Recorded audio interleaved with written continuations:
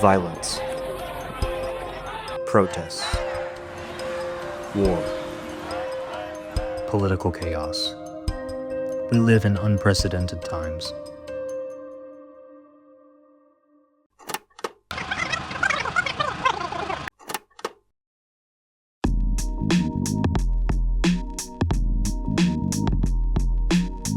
Violence, protests, war, political chaos.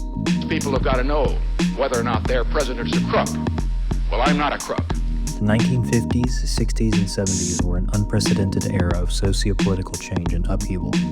Many have drawn parallels between the era and our current era, especially with the resurgence and, in many cases, continuation of the social justice movements of the 20th century.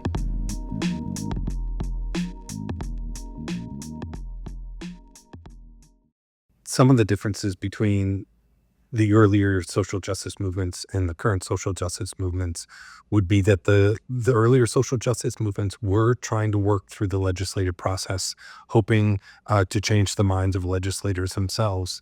I think modern social justice movements realize we're in such a polarized time that they're really trying to change the minds of everyday people.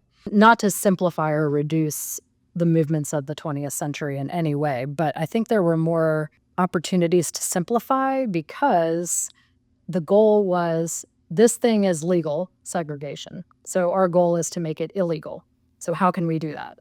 And there are court cases and there is federal legislation, and those are things that are very concrete to be able to work towards, right? It's harder, I think, to change hearts and minds. You can change the law before you can change hearts and minds. While there are many differences between the landscape of the 20th century social justice movements and our own era, perhaps the most critical difference is the introduction of social media into our current landscape. The ability to use social media is incredibly convenient and very much easier to expand the involvement in your movement.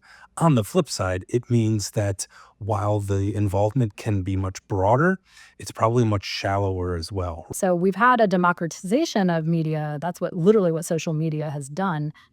I think it has also eliminated a lot of nuance, and it's allowed misinformation, disinformation to spread much more quickly. As I've taught this over the last several years, that the students oftentimes don't recognize at all. They just think, oh, great, we can use social media and we can get everything done that way.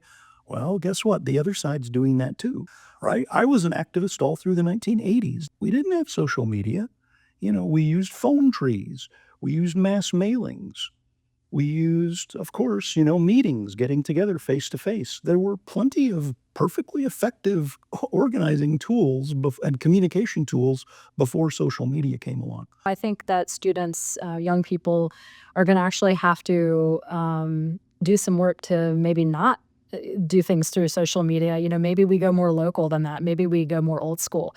Maybe we write letters. Maybe you physically show up at a organization you care about, show up at their building and you say, how can I help? Can I be a volunteer? Can I sign up? You're not doing things digitally. You're actually getting out in the community and physically doing things.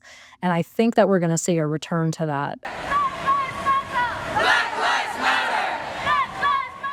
You can use social media very effectively, like after George Floyd was murdered, right? Massive protests everywhere. Social media was critical in immediately mobilizing millions of people around the world. It was incredible. But then what happened? Then it fades away. Unless you use that initial anger and energy to build a more enduring organization, then that social media hasn't turned out to be such a magic weapon after all. There's going to be a real opportunity in the next 20 years for people who are now in their 30s, 40s, 20s, 30s, 40s, we're going to inherit all this. So what we do with it is going to be up to us. Speak out! Speak out! Speak out! Speak out! Speak out! Speak out!